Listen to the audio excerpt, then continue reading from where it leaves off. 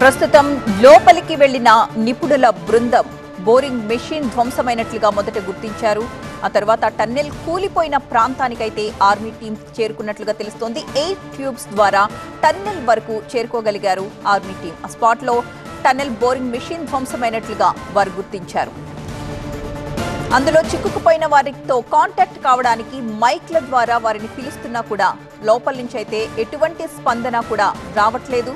So వారు బహుశా స్పృహ తప్పిపోయి ఉండొచ్చని కూడా అనుకుంటున్నారు. 36 గంటల సమయం అవుతుంది కాబట్టి లోపల ఇప్పటి వరకు ఎటువంటి ఆహారం నీరు కూడా అందించలేకపోయారు వాళ్ళకి. టన్నెల్ కూలిపోయిన ప్రాంతానికే ప్రస్తుతం ఆర్మీ టీం చేరుకుంది. 8 ట్యూబ్స్ ద్వారా వాళ్ళు అక్కడికి చేరుకోగలిగారు.